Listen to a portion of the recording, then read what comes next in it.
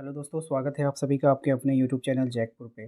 आज के इस वीडियो में हम लोग क्लास 10th का विज्ञान का वीकली टेस्ट का प्रैक्टिस सेट 1 लेकर आए हैं और इसके पहले भी काफ़ी सारा वीडियो अपलोड है साइंस का, तो आप लोग प्लेलिस्ट में जाकर देख सकते हो। तो ये आप लोगों का वीकली टेस्ट है और अब जो आप लोगों का नेक्स्ट टेस्ट होने वाला है तो वो आपका विज्ञान का होगा। ठीक है, तो इसी को लेकर के हम प्रैक्टिस सेट लेकर आए हैं और ये इसका पहला सेट है। इसके बाद आप लोगों का दूसरा, तीसरा, चौथा इस तरह से अपलोड होता रहेगा। तो लगातार वीडियो को देखने के लिए आपको चैनल को सब्सक्राइब करके रखना होगा, बेल आइकन को प्रेस करके रखना होगा ताकि आने वाली हर एक वीडियो का नोटिफिकेशन आपके मोबाइल पे चला जाए। चलिए देखते हैं क्या है हमारा आज का पहला सवाल। सबसे पहले सवाल में आपसे पूछा जा रहा है कि विद्युत आवेश का एसआई मात्रक क्या होता है। यहाँ पर आपको आवेश कहा गया है, ठीक है, इसका आपको ध्यान रखना है। वोल्ट होगा, ओम होगा, कूलम होगा या फिर एम्पियर होगा।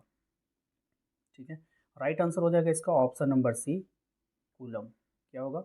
तो विद्युत आवेश का जो एसआई मात्रक होता है कूलम होता है। विद्युत आवेश का एसआई मात्रक क्या होता है? कूलम होता है।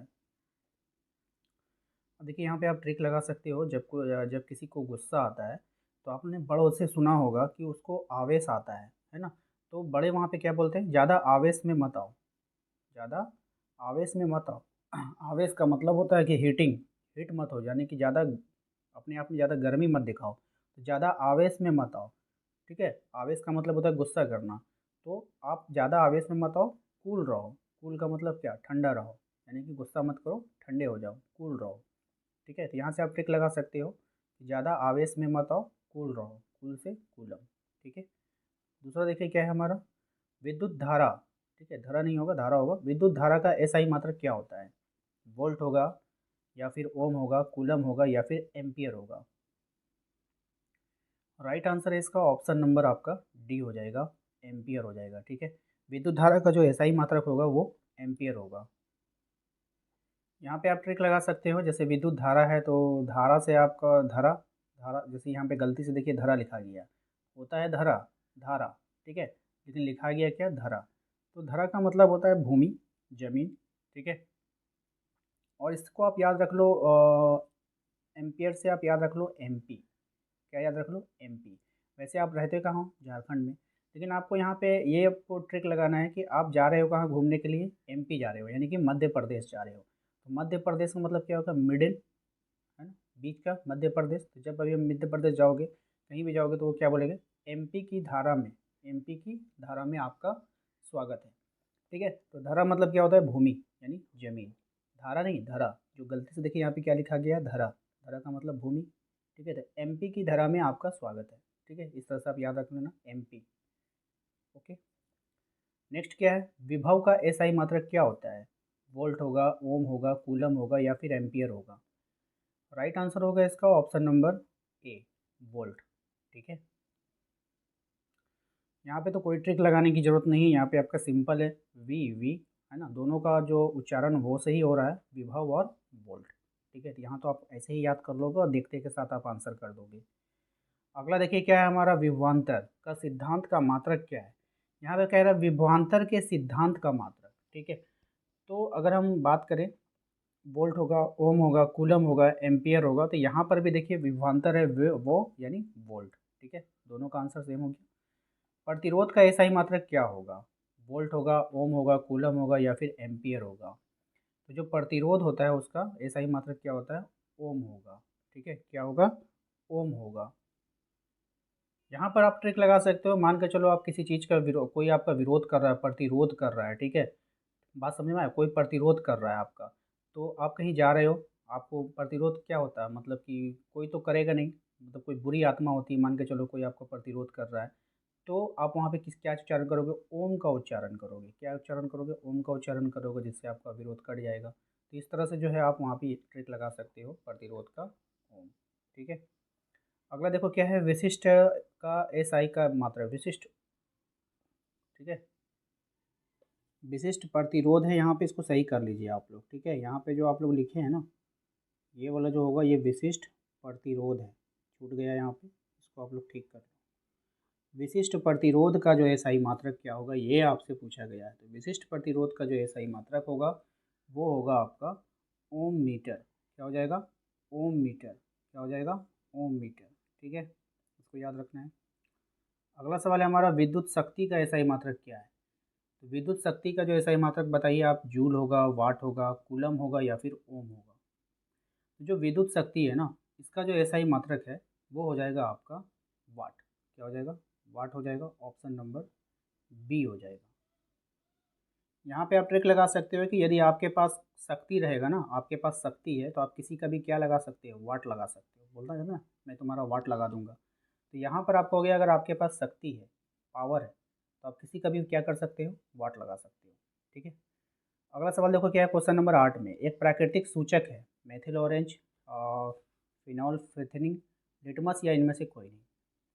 राइट आंसर होगा इसका ऑप्शन नंबर सी हो जाएगा। ठीक है, लिटमस हो जाएगा। एक प्राकृतिक सूचक कौन होता है? लिटमस होता है। ठीक है। यहाँ पर आप ट्रिक लगा सकते हो कि जैसे मान के चलो आप प्राकृतिक का सूचक तब कहलाओगे जब प्रकृति में आप लिपटे होगे। प्राकृतिक क्या होता है?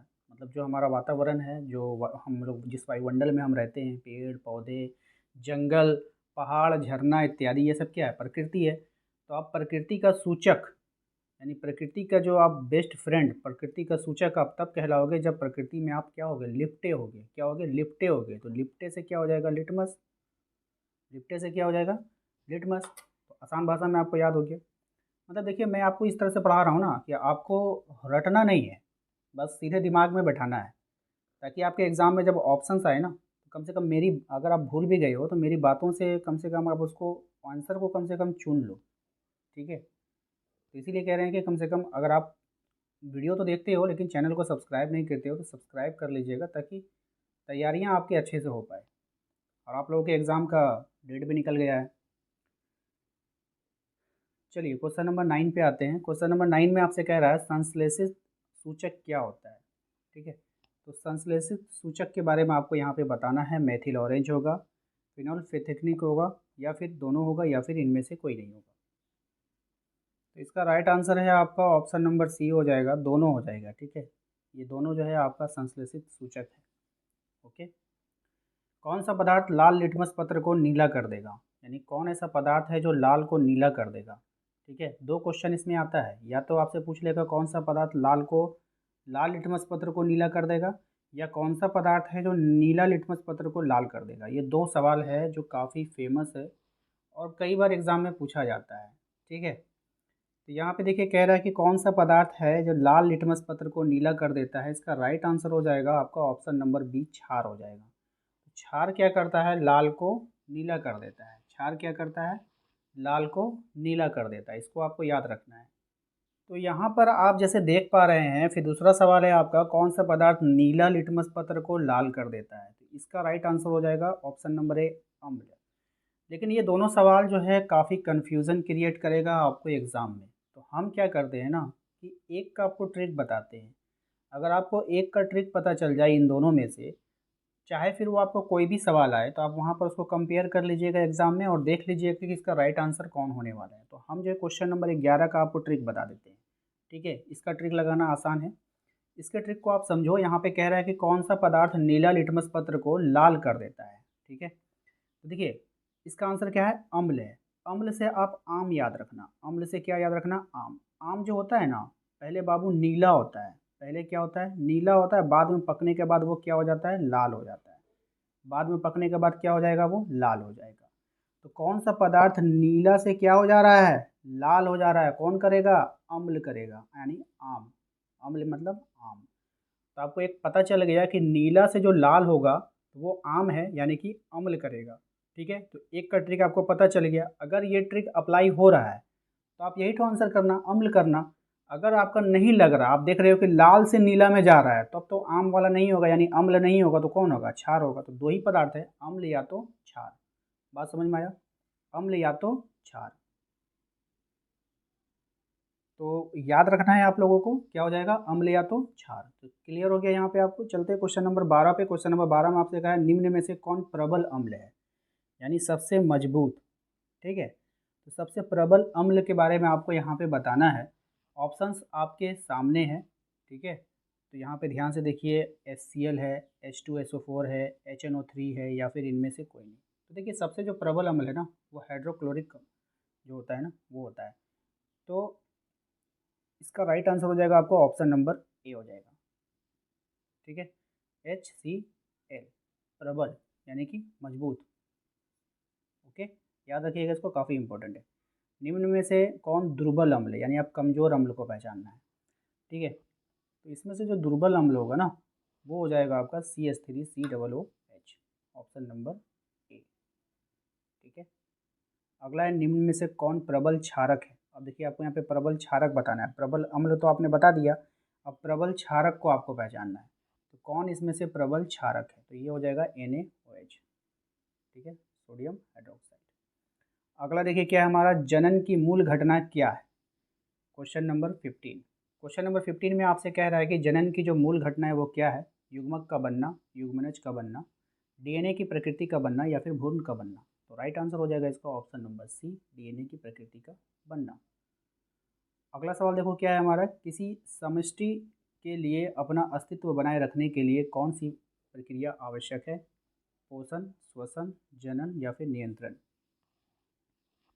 राइट आंसर है इसका ऑप्शन नंबर सी, जनन। देखिए कोई भी चीज़ होता है ना, अगर आपको अपना अस्तित्व बनाए रखना है तो आपको जनन करना होगा, यानी संतान उत्पन्न तो करना ही होगा, तभी तो आपका अस्तित्व बचेगा, पीढ़ी दर पीढ़ी बचेगा, वरना पीढ़ी खत्म हो जाएगा। ठीक है, अगला देखो क्या है हमारा, क्वेश्चन नंबर 17 में, जब DNA की नई प्रतिकृति कोशिकीय संगठन के साथ समायोजित नहीं हो पाती है तब क्या होता है। ऑप्शन से आपके पास कोशिका का विभाजन होता है, कोशिका का विभाजन नहीं होता है, नई प्रतिकृति नष्ट हो जाती है या कोशिका मर जाती है। राइट आंसर होगा इसमें ऑप्शन नंबर आपका डी, कोशिका क्या हो जाती है, मर जाती है। नेक्स्ट देखिए क्वेश्चन नंबर 18 में, आनुवांशिक गुणों का संदेश क्या होता है, आपको बताना है। आनुवांशिक गुणों का संदेश DNA अणुओं में होता है, जीव द्रव्य में होता है, तंत्रिका में होता है या फिर मस्तिष्क में होता है। तो राइट आंसर है इसका ऑप्शन नंबर ए, DNA अणुओं में होता है।